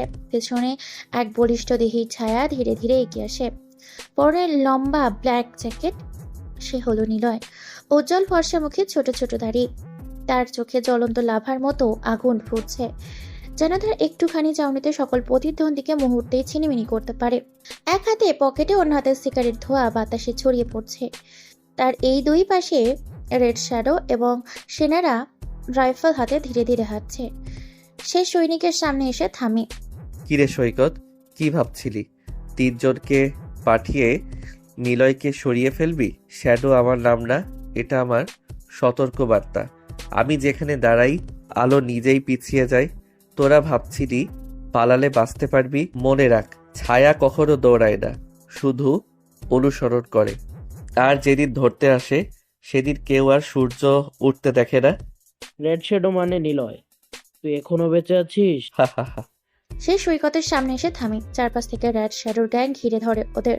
প্রতিটি পদক্ষেপে মাটির কাঁপন তৈরি হচ্ছে। সবকিছু মিলিয়ে অদ্ভুত এক ভয়ের নেশা ছড়িয়ে পড়ছে। শুকনো পথ বয়ে বুলেটের আওয়াজ জঙ্গলের অন্ধকারে কাঁপছে। পাখিরা আতঙ্কে উড়ে যায়। দূর থেকে বন্য পশুদের উমট কণ্ঠ, আত্মচিৎকার যেন বাতাসে প্রতিধ্বনিত হয়। সবাই যেন ঘোষণা করে, এখানে কোনো নিয়ম নেই, এখানে নিয়ন্ত্রণে হাঁটা ধীরে ধীরে। বান্দরবনের গহীন অন্ধকারে জঙ্গলের রাত যেন অন্যরকম। এখানে পাখির ডাক নেই, নেই নদীর স্রোতের শব্দ, আছে শুধু গুপ্তচরের নিঃশব্দ ফিসফাস।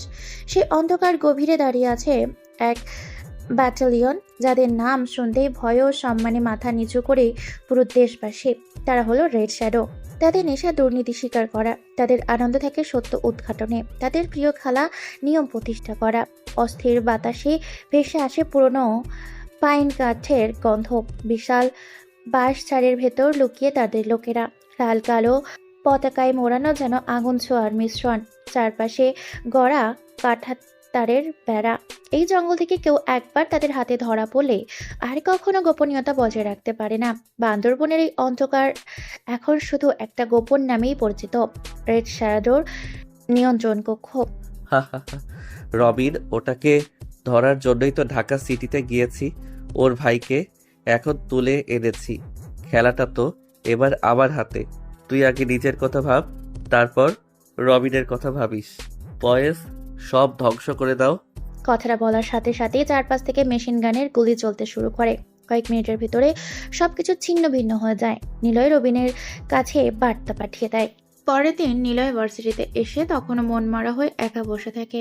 আগের দিনের অপমানের রেস তার মনে এখনো টাটকা।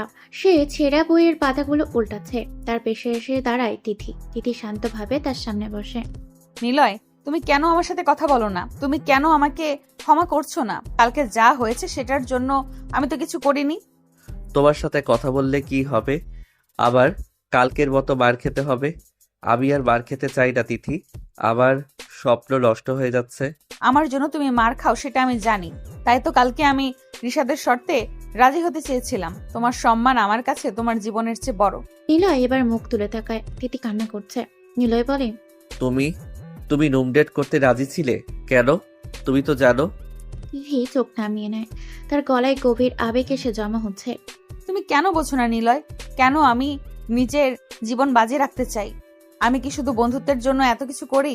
তিথির কথায় নিলয় অবাক হয়। সে বুঝতে পারছে না কি বলে তিথি। কালকে রাতের মিশনে নিলয়ের চোখে মুখে ঘুম লেগে আছে। সে প্রশ্ন করে, তাহলে কিসের জন্য? তিথি এবার সাহস করে নিলয়ের দিকে তাকায়। তারপর একেবারে বলে দেয়, আমি তোমাকে ভালোবাসি নিলয়, খুব ভালোবাসি।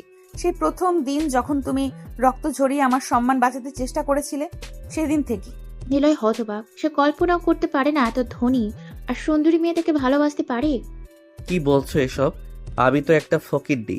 আমি ছেঁড়া কাপড় পরি। আমার সাথে তো কেউ কথা বলতেও চায় না। তিথি এবার নিলয়ের হাত ধরে। নিলয় কেঁপে ওঠে। সে বলে, তোমার জামা কাপড় বা তোমার অর্থনৈতিক অবস্থা আমার কাছে কিছুই না। আমি তোমার মন দেখি, তোমার সাহস দেখেছি। যে ছেলে নিজের জীবন বিপন্ন করে অন্যের পাশে দাঁড়ায়, সেই ছেলে আমার কাছে রাজার চেয়েও বড়। রিশাদের লাথির বদলে তুমি আমাকে যেই সম্মান দিয়েছো তার দাম পৃথিবীতে কোনো টাকার বিনিময়ে হয় না। নিলয়তে হাত সরিয়ে নেয় না। তার চোখে জল ভরে আসে। তুমি ভুল করছো তিথি। আমি তো সবসময় ভয় পাই। আমি তো কালকে অপমানে মরে যাচ্ছিলাম। তাছাড়া এমন একটা সত্য আছে যেটা জানলে তুমি আমাকে ভালোবাসবে না। রাখো তো সেসব। শোনো, ভয় তো সবাই পায়, কিন্তু তুমি সেই ভয়ের মধ্যেও আমার জন্য এগিয়ে আসো। তুমি আমাকে গ্রহণ করো, আমি তোমার পাশে থাকবো। আর কেউ তোমাকে মারতে এলে আমি নিজে ঢাল হয়ে দাঁড়াবো। আমি তোমার শক্তি হতে চাই। তুমি আমাকে তোমার জীবন থেকে দূরে ঠেলে দিও না। নিলয় মাথা নিচু করে দীর্ঘশ্বাস ফেলে বলে, তুমি এত জেদি কেন? হ্যাঁ জেদি, কারণ আমি জানি তুমি আমার জন্য সঠিক মানুষ। আমি তোমাকে ছাড়া আর কাউকে ভালোবাসতে পারবো না। বন্ধুত্বের চেয়েও বেশি কিছু চাই আমি। তুমি কি আমার হবে না নিলয়? নিলয় ধীরে ধীরে তিথির হাত ধরে। তার কণ্ঠে প্রথমবার আশা আর ভালোবাসা মেশানো স্বর। তিথি, তুমি আমার জীবনে আসলে আমি তোমাকে হারানোর ভয় পাই না। আমি বরং এই ভয় পাই যে তোমাকে ছেড়ে আমি কিভাবে থাকবো। আমি তোমাকে ভালোবাসি, কিন্তু কিসের কিন্তু? আমরা আর কখনো আলাদা হব না। তোমাকে আর কেউ আঘাত করবে না, আমি কথা দিলাম। কিন্তু রিশাদ, সে আমাদের সহজে ছাড়বে না। রিশাদ মেরে ফেলবে আমাদের। রিশাদ, সে থাকলে তো কিছু বলবে? মানে? কিছু না। জানি রিশাদ ঝামেলা করবে, কিন্তু আমরা দুজন একসঙ্গে থাকলে আমাদের হারানোর ক্ষমতা কারণ নেই। আমরা তাকে অন্যভাবে মোকাবেলা করব। আমরা দুর্বল নই। নিলয় তার হাতে তিতির হাত শক্ত করে ধরে। তাদের মধ্যে যেন এক নতুন শক্তির বন্ধন তৈরি হয়। নিলয়ের চোখে এখন আর ভয় নেই, আছে প্রতিজ্ঞা। এদিকে বান্দরবনের গভীর জঙ্গল থেকে রবিন, রেড হক্স এবং তার দল তাদের ক্ষতবিক্ষত পণ্য নিয়ে ফিরে আসে। রবিনের সমস্ত মূল্যবান অস্ত্র, ড্রাগস, দুর্বল শিল্পকর্ম নষ্ট হয়ে গেছে নিলয়ের দল রেড শ্যাডোর আক্রমণের কারণে। এই ক্ষতি রবিনের দীর্ঘদিনের পরিকল্পনা এবং বিলুপ অঙ্কের টাকা নষ্ট করে দেয়। রবিনের চোখে ঘুম নেই, তার ক্ষোভ যেন আগ্নেয়গিরির মতো ফুটতে থাকে। সে জানতে পারে এই ক্ষয়ক্ষতির পেছনেই তার ব্যবসায়িক প্রতিদ্বন্দ্বী অন্যান্য ছোট মাফিয়া দলগুলোর গোপনে নিলয়কে সাহায্য করেছে। তারা চেয়েছিল নবীনের নিয়ন্ত্রণ দুর্বল হোক। রবি তার প্রধান সহচরকে ডেকে পাঠায়। রেড হক্সের ক্ষতি হয়েছে, আমাদের মূল্যবান শিপমেন্ট পুরোপুরি অকেজো হয়েছে। এই ক্ষতিটা শুধু টাকার না, এটা আমার ক্ষমতার উপর আক্রমণ। না, নিলয়কে আমি অন্যভাবে ধরবো। এখন আমাদের প্রথম কাজ হলো যে বিশ্বাসঘাতকেরা গোপনে খুশি হচ্ছে তাদের দেখিয়ে দেওয়া যে রবিন এখনো এই আন্ডারওয়ার্ল্ডের একমাত্র রাজা। আমি চাই আগামী 48 ঘন্টার মধ্যে এই আন্ডারওয়ার্ল্ডের প্রতিটি ছোট বড় মাফিয়া গ্রুপ জানতে পারুক যে রবিনের সাথে শত্রুতা করলে কি হয়। তাদের পূর্ণ গুদাম আর যোগাযোগের ব্যবস্থা ভেঙে দাও। আমি রক্ত দেখতে চাই তারা আর্থিক আর মানসিক আতঙ্কে থাকুক ওরা। রবিন তার বিশাল ডেস্ককে সজোরে আঘাত করে, তারপর বলে, তাদের প্রতিটি গোপন ডেরা খুঁজে বের করো, তাদের নেটওয়ার্ক নষ্ট করো, তাদের বলো তোমাদের সবকিছু আমার দখলে চলে আসবে, তোমাদের ব্যবস্থা বন্ধ। এখন থেকে এই এলাকায় আমার অনুমতি ছাড়া একটা পিঁপড়াও নড়বে না। রবিনের আদেশে রেড হক্স দল সরাসরি রক্তপাত বা মারামারির পথে যায়। সে কথা শুনবে না, তাকে মরতে হবে। আন্ডারওয়ার্ল্ডের তীব্র আতঙ্ক সৃষ্টি করতে শুরু করে। তারা প্রতিদ্বন্দ্বী দলগুলোর মূল্যবান ডেটাবেস হ্যাক করে, তাদের চোরাই পণ্যের গুদামে আগুন লাগায় এবং তাদের অর্থনৈতিক লেনদেন বন্ধ করে দেয়। তাদেরকে ধরে কুকুরের মতো গুলি করে মারে রবিনের লোকেরা। মাত্র একদিনে রবির আন্ডারওয়ার্ল্ডের 10টি প্রধান প্রতিদ্বন্দ্বী মাফিয়া গ্রুপের লিডারকে মেরে ফেলে। এমনি তাদের বড় বড় বিজনেসের মেরুদণ্ড ভেঙে দিয়েছে। তাদের সমস্ত অবৈধ লেনদেন এবং গোপন আস্তানাগুলো নিজের দখলে নিয়ে এসেছে। সে যেন উন্মাদ হয়ে গেছে। তার চোখে মুখে দেখলে মনে হয় সে নিজের নিয়ন্ত্রণের বাইরে চলে গেছে। তার এখন একটাই লক্ষ্য, নিলয়কে খুঁজে বের করা। কিন্তু সমস্ত শহরে সমস্ত গোপন ডেরার খুঁজেও সে নিলয়কে পায় না। তার মাল ভর্তি ট্রাকের কাছে ন্যায় কেবল নিলয়ের রেখে যাওয়া বার্তা পায়। রবিন তার বিলাসবহুল অ্যাপার্টমেন্টের গোপন কক্ষে বসে আছে।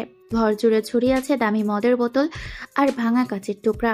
আর ডানাতে বিশ্বস্ত সহচর মাহিন ভয়ে ভয়ে ঘরে প্রবেশ করে। সে বলে, ভাই, আপনার ভাইকে কোথাও খুঁজে পাচ্ছি না। তাকে গতকাল বিকেল থেকে পাওয়া যাচ্ছে না। তার সব লোকগুলো লাপাতা। সে কোথায় আছে জানি না। এমনকি ওর বন্ধুদেরও পাচ্ছি না। ভার্সিটিতে খোঁজ করেছি, কিন্তু পাইনি। রবিন টেবিলের ওপর সজোরে একটা চাপড়ে লাথি দিয়ে ওঠে। তার চোখ দুটো যেন গর্ত থেকে বেরিয়ে আসছে। কি বলিস? রিশাদ কোথায় গেল?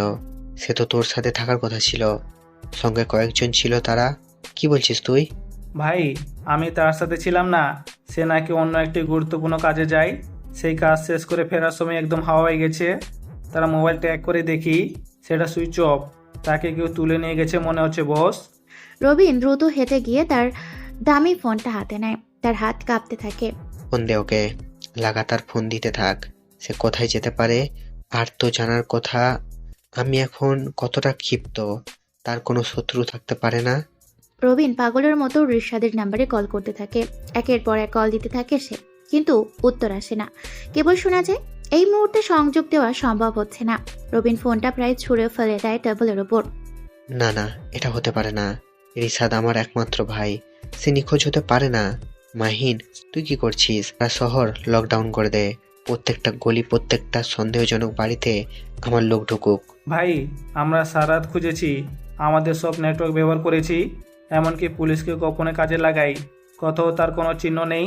কোনো প্রতিদ্বন্দ্বী গোষ্ঠীও এই সাহস করবে না, কারণ তারা জানে এর ফল কি হবে। রবিন রুমের চারপাশে উন্মাদের মতো পায়চারি করে। সে তার মাথায় হাত দিয়ে চিৎকার করে, কেন কেন খুঁজে পাচ্ছিস না? কে হতে পারে? নিলয় তো আমার মালের ওখানে ছিল, তাহলে তাকে কে নিয়ে গেছে? অন্য কোনো গ্যাং? কেউ এই সাহস পাবে না, তাকে ভয় দেখানো যায়। বস, হয়তো অন্য কোনো পুরনো শত্রু হবে। চুপ কর, আমার কোনো পুরনো শত্রু নেই, সবাইকে আমি মেরে ফেলি। সবাই হয় আমার বন্ধু, নয়তো মাটির নিচে পুঁতে দেই। এটা অবশ্যই কারো প্ল্যানের কাজ হবে। রবিন দেয়াল থেকে একটা দামি শোপিস নিয়ে মেঝেতে আছড়ে ফেলে। সেটা ভেঙে চুরমার হয়ে যায়। মাহিম, আমার সমস্ত সম্পদ দিয়ে দিব, রিশাদকে ফিরিয়ে আন। আমি পাগল হয়ে যাচ্ছি, ওকে না পেলে আমি নিজেকে শেষ করে দেব। মাহিম কিং কর্তব্য বিমূঢ় হয়ে দাঁড়িয়ে থাকে। সে বুঝতে পারে রবিনের উন্মাদনা এখন চরম সীমানায় পৌঁছেছে, রিশাদ তার দুর্বলতা। ঠিক সেই মুহূর্তে রবিনের হাতে থাকা ফোনটি বেজে ওঠে। স্ক্রিনে একটা অচেনা ব্লক নাম্বার ভেসে ওঠে। রবিন চমকে ওঠে। মাহিমও ভয়ে এগিয়ে আসে। রিসিভ করো বস, হয়তো কেউ মুক্তিপণ চাইবে। রবিন দ্রুত ফোন রিসিভ করে। তার গলার স্বর কাঁপে। কে বলছে? রিশাদ কোথায়? যদি আমার ভাইয়ের কিছু হয় তবে তোদেরকে আমি পৃথিবী থেকে মুছে দেব। ফোনের ওপাশ থেকে অত্যন্ত শান্ত শীতল একটি কণ্ঠস্বর ভেসে আসে, যেন বরফের মতো ধারালো সেই স্বর। আপনার ভাই রিশাদ, সে আমার কাছে আছে। সে এখন নিরাপদে আছে, তবে বেশিক্ষণ সুস্থ থাকবে না। রবিনের শরীর কেঁপে ওঠে। এই কণ্ঠস্বর তার অচেনা নয়। তুই কে? তোর নাম কি? যদি রিশাদের গায়ে একটা আঁচড়ও পড়ে? আমার নাম তুমি খুব ভালো করে জানো রবিন, আমি নিলয়। রবিন ফোনের রিসিভারটা নিজের কানে চেপে ধরে। তার চোখ বিস্ময়িত হয়। সে নিজের কানকে বিশ্বাস করতে পারে না। নিলয়, তুই? এটা তোর কাজ? তুই কি মনে করিস তোর এত সাহস হলো কিভাবে? রিশাদকে এক্ষুনি ছেড়ে দে, নইলে তোর প্রথমবার যেভাবে মেরেছিলাম সেভাবে আবার মারবো, আর সবকিছু আমি পুড়িয়ে ছাই করে দেব।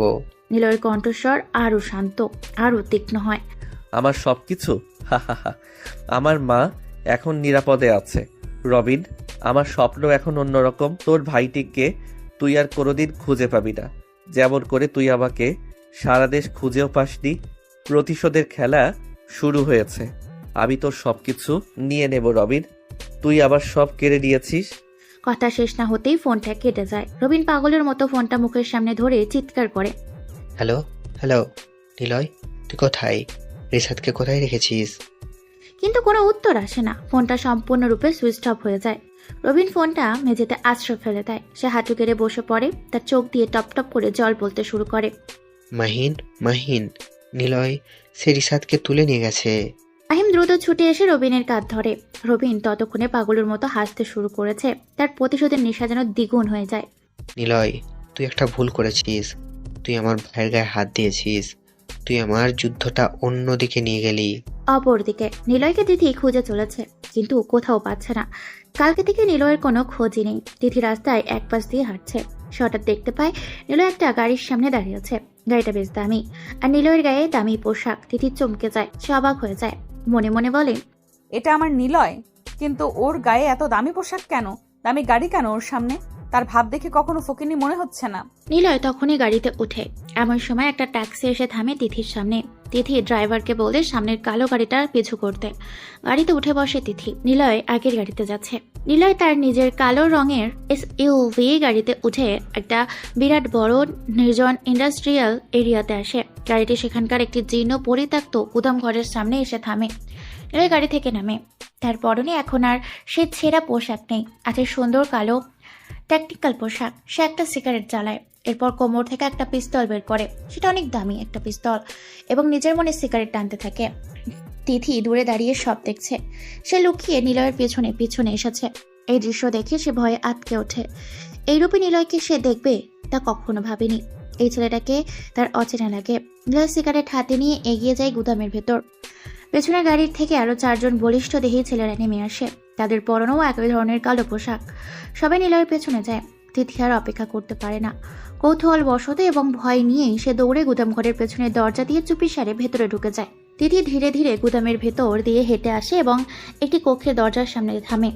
সে সাবধানে জানলার কাজ সামান্য ফাঁক করে তাকায় ভেতরে। রুমের ভেতরে প্রবেশ করে দেখে রিশাদ তার সেই দুজন সহযোগী তপু এবং সবুজ তিনজনই চেয়ারের সঙ্গে দড়ি দিয়ে শক্ত করে বাঁধা আছে। তারা মার খেয়ে ক্লান্ত এবং আতঙ্কিত। নিলয়ের প্রধান সহযোগী মাসুম দ্রুত একটি চেয়ার এনে দেয়। নিলয় চেয়ারে বসে, সে সিগারেটটা পায়ের নিচে পিষে আগুন নিভিয়ে দেয়। তারপর তার হাতে থাকা পিস্তলটি রিশাদের কপালের সাথে হালকা ঘষে বলে, কিরে রিশাদ, আমাকে নেংটো দেখার খুব শখ তাই না?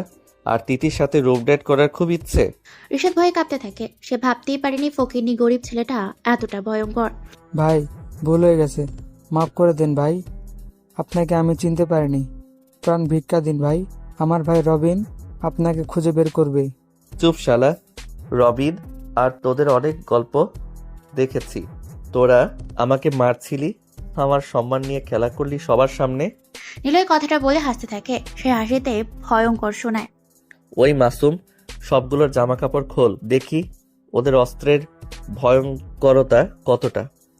মাসুম দেরি করে না। সে দ্রুত রিশাদের দিকে এগিয়ে আসে এবং একটি ধারালো ছুরি দিয়ে তাদের কাপড়গুলো কেটে টেনে নামিয়ে দেয়। রিশাদ এবং বাকিরা অপমানে ও ভয়ে চিৎকার করে ওঠে। এরপর মাসুম একটি কঠিন ইলেকট্রিক স্টিক এনে দেয় নিলয়ের হাতে। নিলয় সেটা নিয়ে রাশেদের খালি গায়ে জোরে জোরে আঘাত করতে থাকে। তার ব্যথায় চিৎকার করে ওঠে। নিলয় থামে না। প্রতিটি আঘাতে যেন তার অতীত অপমানের প্রতিশোধ নেয়। অবশেষে নিলয় থেমে যায়। সেবার রিশাদের মুখে ঝুঁকে পড়ে বলে, তোর ভাই রবিন আমার কাছে বিশ্বাসঘাতকতার দেনা আছে। তুই তার ভাই, তাই তোকে আজ অপমান আর ধ্বংস করে দিতেই এসেছি। মাসুম, এদের সবার গোপন অ্যাকাউন্টের অ্যাক্সেস কোড এবং ড্রাগসের সমস্ত রুট ইন্টারনেটে ফাঁস করে দে। রবিন জানতে পারো তার রাজ্যের ধ্বংস শুরু হবে তার ভাইকে দিয়েই। মাসুম কম্পিউটার নিয়ে দ্রুত কাজ শুরু করে। কাজ শেষ হতেই নিলয় পিস্তলটা নিয়ে রিশাদের বুকে গুলি করে। রিশাদ ছিটকে পড়ে দূরে। বাকি দুইজনের মাথায় ও পেটে গুলি করে। তিনজন লাশ হয়ে পড়ে থাকে মেঝেতে। নিলয়ের গায়ে রক্ত লেগে আছে। নিলয় একটা সিগারেট ধরায়। সবে মাত্র প্রথম টানটি দিতে যাবেই তখনই দরজায় কারোর প্রবেশ বুঝতে পারে। ঘুরে তাকিয়ে দেখে তিথি দাঁড়িয়ে আছে। তিথিকে দেখে নিলয় শক্ট হয়ে যায়। মেয়েটি এখানে আসবে তা কখনো ভাবেনি সে। তুমি এখানে কেন আর কিভাবে আসলে? তিথি তখনও বিস্ময়ে স্তব্ধ। তার চোখে জল জমতে শুরু করেছে। হ্যাঁ, আমি। কে তুমি? বলো। এইভাবে ওদের মারলে কেন? তোমার কাছে এত দামি গাড়ি কিভাবে? তুমি তো সাধারণ ছাত্র ছিলে। নিলয় সিগারেট ফেলে দেয়। তারপর দ্রুত তিথির কাছে আসে। ওর হাত ধরে বাইরে নিয়ে আসে। তিথিকে গুদম ঘরে চেয়ারের ধারে একটি গাছের নিচে বসায়। নিলয় তিথির দিকে তাকায়। তিথির সামনে হাঁটু গেড়ে বসে বলে, শোনো তিথি, আমি এই জন্যই তোমার ভালোবাসা গ্রহণ করিনি বা করতে চাইনি। আমি সবসময় নিজেকে লুকিয়ে রেখেছি। সে একটু থামে। তার কণ্ঠস্বরে কোনো জড়তা নেই। সে আবার বলে, আসলে আমি হলাম মাফিয়া কিং। এদেশের সবচাইতে বড় মাফিয়া আমি। রবিন ছিল আমার একসময়ের বন্ধু, কিন্তু সে বেইমানি করে, আমাকে মারতে চায়। যে মাকে তুমি আমার সাথে দেখতে, সে ছিল শুধু দেখানোর জন্য। উনিও আমার গ্যাংয়ের একজন সদস্য। আমার বাবা মা কেউ ছিল না। একজন রিক্সা চালকের কাছে আমি বড় হই। আমি তাকেই বাবা বলে ডাকতাম। কিন্তু এই শহরে রিক্সা চালাতেন। একদিন একটি মিছিলে তিনি প্রাণ হারান। কেউ তার দায়ভার নেয় না, কেউ হিসেব রাখে না লাশের। আমি তারপর থেকে এদিক সেদিক ঘুরে বেড়াই, চুরি ছিনতাই কত কি করেছি। একটা সময় নিজের গ্যাং তৈরি করি। শুরু হয় আমার নিয়ম ভাঙার জীবন। আমার সাথে রবিনের পরিচয় হয়। আমরা দুজনই শুরুতে খারাপ কাজের বিরুদ্ধে লড়তাম, কিন্তু একটা সময় সে অর্থলোভী হয়ে যায়। সে আমার সাথে বিশ্বাসঘাতকতা করে। আমাকে মারার জন্য তিনজন লোককে ঠিক করে। ওরা আমাকে মেরে নদীর কাদার ভিতরে ফেলে রাখে। ওরা ভাবে আমি মরে গেছি, কিন্তু আমি কোনোভাবে বেঁচে যাই। এরপর আমি ওদের সবাইকে খুঁজে বের করি এবং তাদের সবকটাকে মেরে ফেলি। সবার বডিতে কুড়াল দিয়ে কোপ মারি, পুরোপুরি ধ্বংস করে দেই। রবিন তখন ভয়ে গায়েব হয়ে যায়। আমি জানতে পারি তার ছোট ভাই রিশাদ এই ভার্সিটিতে পড়ে, কিন্তু সে কে তা জানতে পারি না। রবিনকে ধরার জন্য আমি ছদ্মবেশে এখানে আসি, তার ভাইকে দিয়ে তাকে ডাকবো। এই ছিল আমার প্ল্যান। রিশাদের সাথে তোমার ঝামেলা বাঁধে, তখনই জানতে পারি ওটাই রিশাদ। শুরু হয় আমার আরো আড়ালে থাকা। বাকিটা তো তুমি জানোই, সেই অপমান, সেই মার। নিলয় কিছু সময় থামে। তিথি ততক্ষণে কান্নায় ভেঙে পড়েছে। নিলয় উঠতে যাবে, তার আগে তিথি নিলয়ের হাত ধরে ফেলে। আমি কি একবারও বলেছি আমি তোমাকে ভালোবাসি না? আমি তোমাকে ভালোবাসি গাধা, শুধু তোমার বিষয়ে জানতাম না। তিথি নিলয়ের হাতে মুখ ঘষে। আমি তোমাকে ভালোবাসি আর আজীবন বাসবো। আমাকে ছেড়ে যেও না নিলয়, তোমার জীবনের কারণে আমার ভালোবাসা কমে না। নিলয় আর নিজেকে ধরে রাখতে পারে না। সে তিথিকে গভীরভাবে জড়িয়ে ধরে। তার চোখেও জল আসে। তিথি, নিলয় জানে এখন তার আর একা থাকতে হবে না। রবিন তার অ্যাপার্টমেন্টের সামনে এসে থমকে দাঁড়ায়। সেখানে তার ভাই রিশাদ এবং তার সহযোগী তপু ও সবুজ, তিনজনই নিথর, মারাত্মকভাবে আঘাতপ্রাপ্ত এবং অর্ধ উলঙ্গ অবস্থায় পড়ে আছে। তাদের শরীরে কালশিটে দাগ, মুখে চরের স্পষ্ট ছাপ, তাদের বডিতে গুলির দাগ, রক্ত ভেসে যাচ্ছে তখনও। রবীন্দ্র তো হাঁটু গেড়ে বসে রিশাদের পাশে। সে ভাইয়ের মুখটা তুলে ধরে বলে, ভাই, তোদেরকে কে এই অবস্থা করেছে? কে তোদের মেরেছে? একবার শুধু বল। চোখ খোল ভাই, তোকে চোখ খুলতে হবে। কথা বল ভাই। রবিনের কণ্ঠস্বর আতঙ্কে কাঁপতে থাকে। রবিন তার ভাইয়ের নিথর দেহটায় হাত বোলায়। আঘাতগুলো দেখে সে বোঝা যায় এটা শুধু মার নয়, এটা ছিল শারীরিক নির্যাতন। তার ভাইরা এখন মৃত। তাদের ব্যবসার সব গোপন তথ্য ফাঁস হয়ে যাওয়ায় তারা আন্ডারওয়ার্ল্ডের এখন মূল্যহীন। এমন সময় রবিনের পকেটে থাকা ফোনটা বেজে ওঠে। স্ক্রিনে তাকিয়ে দেখে পুরনো একটি নাম। নিলয়ের পুরনো নাম্বার থেকে কল আসে। রবিন দ্রুত রিসিভ করে। তার চোখে মুখে তখন ঘৃণা আর উন্মাদনা। হ্যালো বন্ধু, কি খবর? শুনলাম তোর ভাই নাকি মারা গেছে। তোর আদরের জারজ ভাই। ফোনের পাশ থেকে ভেসে আসে নিলয়ের শান্ত কিন্তু শীতল কণ্ঠস্বর। রবিন রাগে কাঁপতে থাকে। তার হাত মুঠো হয়ে যায়। নিলয়, আমি জানি কাজটা তুই করেছিস। আমি তোকে প্রথমবার মেরে একবার কনফার্ম করা উচিত ছিল। কাঁচা কাজ করছিলাম। তবে এবার তুই মরবি নিলয়। অনেক কাহিনী দেখেছি, খেলাটা এবার শুরু করা দরকার। যেন রবিনের উত্তেজনা উপভোগ করছে। সে হাসি দিয়ে বলে, আমিও তো সেটাই চাই রবিন। তুই আমার সব কেড়ে নিয়েছিস, আমি তোর সব নিয়ে নিব, এটাই তো নিয়ম। তা বল, কোথায় দেখা করবি? জায়গা তুই বল, আমি আসব। সেখানে শুধু আমাদের দুজনের হিসাব হবে। রবিন আশেপাশে তাকায়। তার চোখে প্রতিশোধের আগুন। ঠিক আছে, আয়।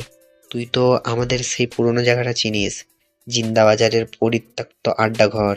সেখানেই আয়, দেখি কে বেঁচে ফেরে, কে এই শহরের কিং হয়। নিলয় হাসে।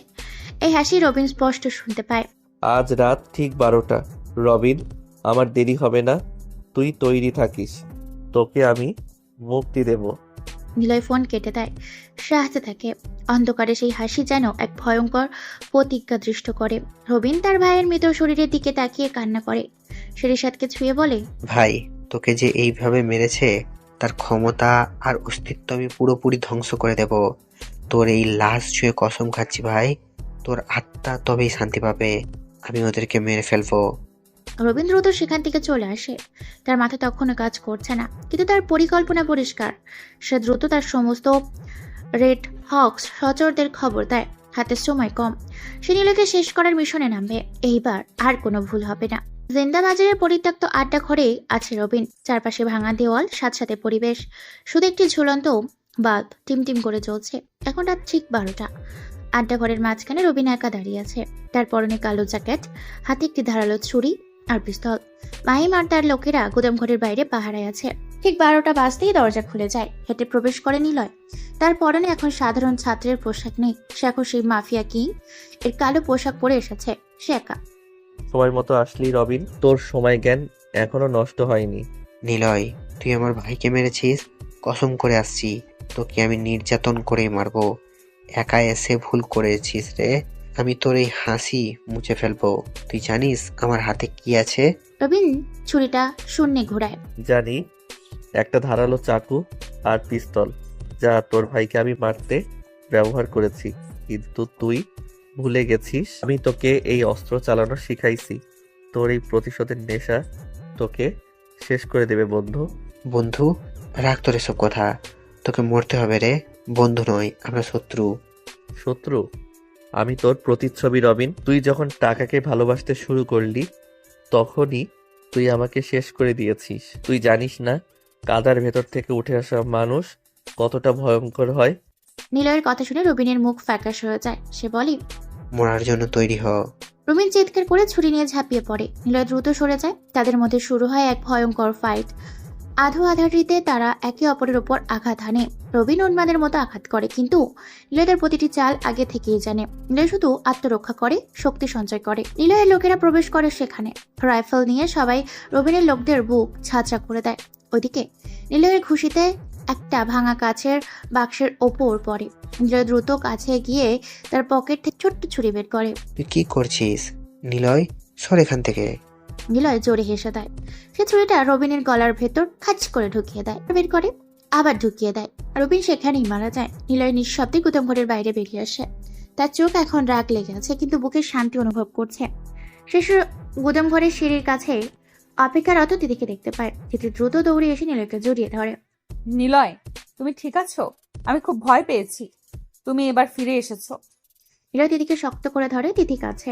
নিলয় বলে, আমি ঠিক আছি তিথি, কেউ আর বেঁচে নেই। আমার শত্রু আর কেউ জীবিত নেই।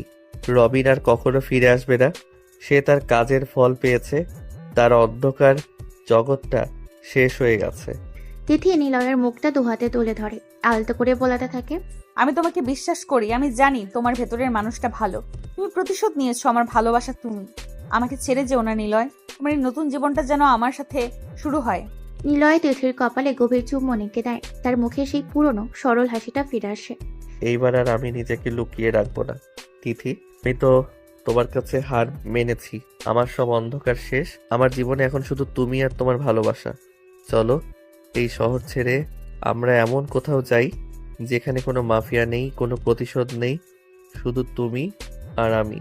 তিথি আনন্দের অশ্রু নিয়ে মাথা নাড়ে। চলো নিলয়, যেখানেই তুমি যাবে আমি সেখানেই যাব। তুমি আমার কিং, কিন্তু তোমার নতুন রাজ্যের রানী আমি হব। নিলয় তিথির হাত ধরে তার গাড়ির দিকে এগিয়ে যায়। জিন্দা বাজারে সেই অন্ধকার গুদাম ঘরের পেছনে পড়ে থাকে এক লাশ, হয়ে থাকা মাফিয়ার শেষ আশ্রয় হিসেবে।